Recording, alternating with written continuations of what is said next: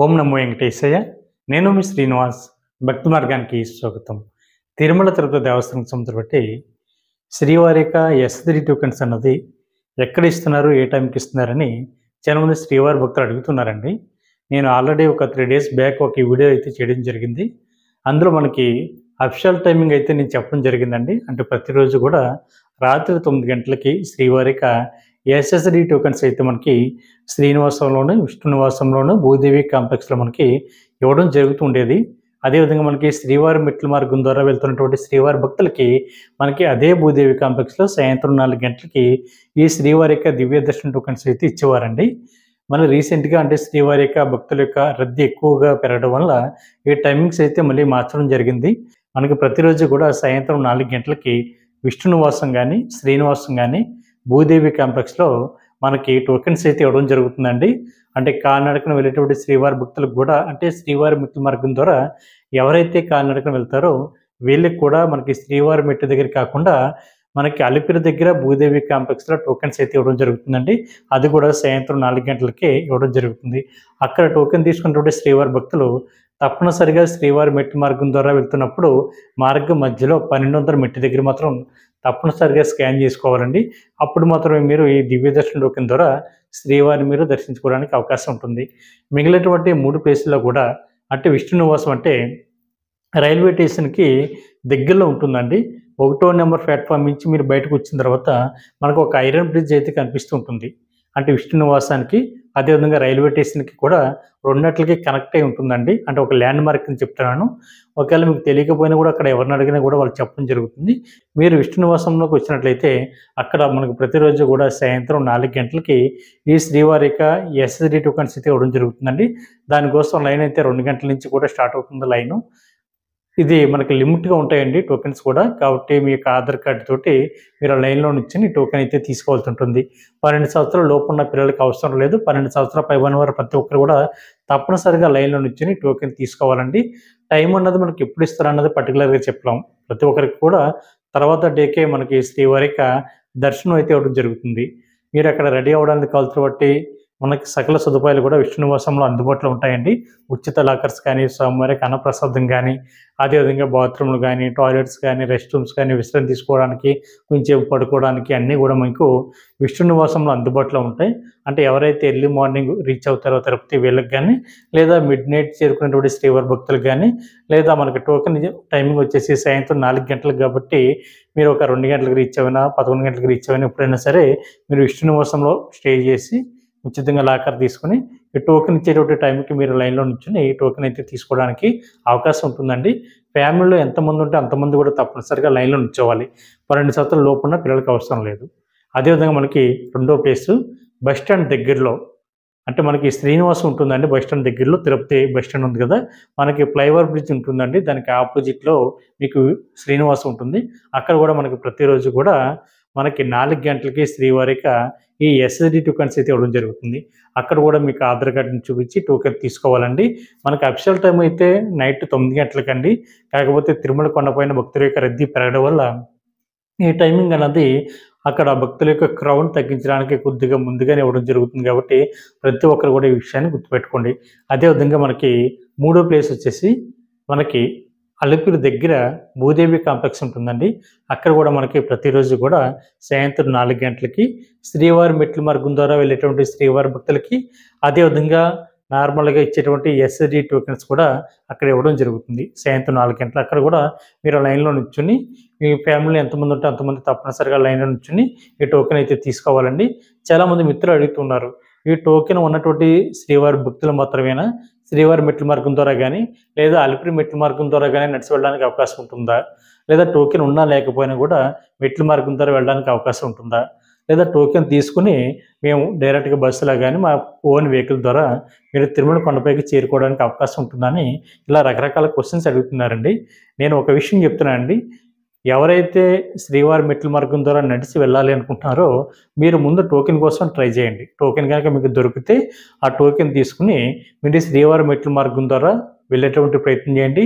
అదేవిధంగా శ్రీవారి మెట్ల మార్గం మధ్యలో మనకి 1200 స్టెప్ దగ్గర దాన్ని స్కాన్ చేయించాలి. అప్పుడు మాత్రమే మీరు ఈ టోకెన్ ద్వారా శ్రీవారిని దర్శించుకోవడానికి అవకాశం ఉంటుంది. అదే శ్రీవారి మెట్టు మార్గం ద్వారా మీ దగ్గర టోకెన్ లేదు, ఎటువంటి దర్శన టికెట్ కూడా అందుబాటులో లేదనుకోండి, అప్పుడు కూడా మీరు ఎటువంటి ఇబ్బంది పడకుండా మీరు శ్రీవారి మెట్ల మార్గం ద్వారా వెళ్ళాలి అనేటువంటి ఆలోచన ఉన్నా, మొక్కుబడులు ఉన్నా కూడా మీరు వెళ్ళొచ్చండి. ఎటువంటి అబ్జెక్షన్ ఉండదు. మనకి శ్రీవారి మెట్లు కూడా ప్రతిరోజు ఉదయం 6 గంటల నుండి సాయంత్రం 6 గంటల వరకు కూడా ఓపెన్ అయి ఉంటాయి. టోటల్‌గా మెట్లు వచ్చేసి 2388 మెట్లు అందుబాటులో ఉంటాయండి. ఎక్కడానికి సమయం గంట నుండి 2 గంటల సమయం పడుతుంది. టోటల్‌గా మనకి డిస్టెన్స్ వచ్చేసి 2.1 కిలోమీటర్ డిస్టెన్స్ ఉంటుంది కాబట్టి ప్రతి ఒక్కరు కూడా శ్రీవారి మెట్ల మార్గం ద్వారానే సాక్షాత్తు శ్రీ వెంకటేశ్వర స్వామి తిరుమల కొండకి నడిచి వెళ్ళేవారని చెప్తూ ఉంటారు కాబట్టి మీరు అవకాశం ఉన్నవాళ్ళు, నడిచి వెళ్ళాలి అనుకునే వాళ్ళు టోకెన్ ఉన్నా లేకపోయినా కూడా శ్రీవారి మెట్ల మార్గం ద్వారా మీరు వెళ్ళడానికి అవకాశం ఉంటుందండి. అదేవిధంగా మీకు అలిపిరి మెట్ల మార్గం ద్వారా టోకెన్ ఉన్నటువంటి శ్రీవారి భక్తులు మాత్రమే వెళ్ళొచ్చా? టోకెన్ ఉన్నా లేకపోయినా కూడా మేము అలిపిరి మెట్ల మార్గం ద్వారా తిరుమల కొండకి చేరుకోవడానికి అవకాశం ఉంటుందని అడుగుతున్నారండి. ఈ ఎస్సిడి టోకెన్స్ అన్నది మీరు ఏ విధంగా అన్నా సరే వెళ్ళడానికి అవకాశం ఉంటుందండి. నడిచి వెళ్ళాలి అనుకుంటే నడిచి వెళ్ళొచ్చు. లేదు మీ యొక్క బస్సులో కానీ, లేదా మీ ఓన్ వెహికల్ ద్వారా కానీ, లేదా ప్రైవేట్ వెహికల్ ద్వారా కానీ మీరు తిరుమల కొండపైకి చేరుకోవడానికి అవకాశం ఉంటుందండి.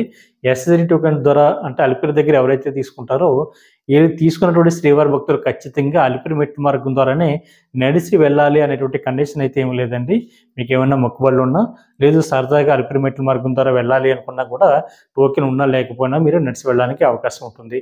అలిపిరి మెట్ల మార్గం ద్వారా వెళ్ళేటువంటి శ్రీవారి భక్తులకి మొత్తం మెట్లు వచ్చేసి 3550 మెట్లు ఉంటాయండి.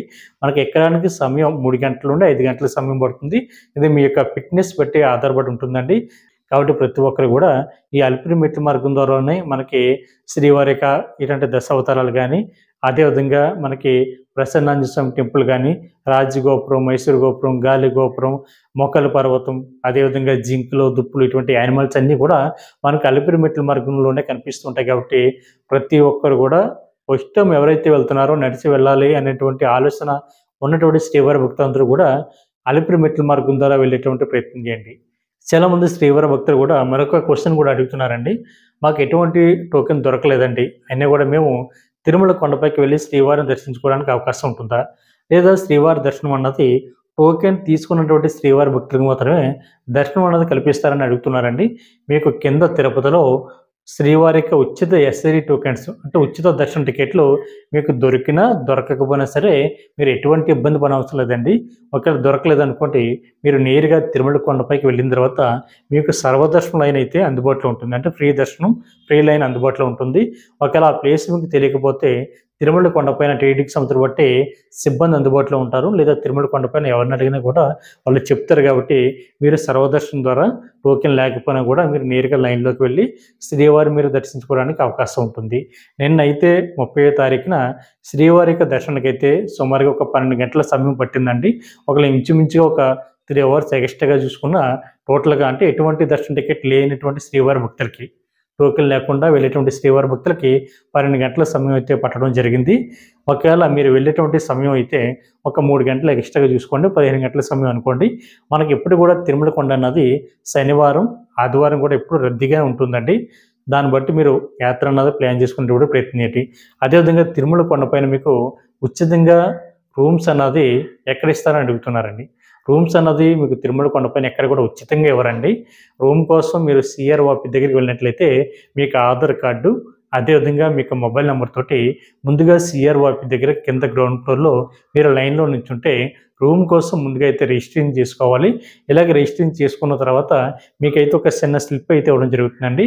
ఆ స్లిప్ మీద డీటెయిల్స్ అన్నీ కూడా చాలా క్లియర్గా ఉంటాయి. అక్కడ మీకు ఒక టైం అయితే ఇవ్వడం జరుగుతుంది. మీకు రూమ్ ఎప్పుడు అలాట్ అవుతుంది అనేటువంటి ఇన్ఫర్మేషన్ అయితే ఆ స్లిప్ మీద అందుబాటులో ఉంటుంది. అదేవిధంగా ఒక 2 అవర్స్ తర్వాత, 3 అవర్స్ తర్వాత మీరు ఇచ్చినటువంటి మొబైల్ నెంబర్కి ఎస్ఎంఎస్ అయితే రావడం జరుగుతుందండి. ఈ ఎస్ఎంఎస్లో మీకు రూమ్ ఎక్కడ ఎలర్ట్ అయింది అనేటువంటి ఇన్ఫర్మేషన్ అందులో ఉంటుంది. మీరు ఆ ప్లేస్కి వెళ్ళి అమౌంట్ అన్నది మీరు ఆన్లైన్లో కట్టవలసి ఉంటుంది.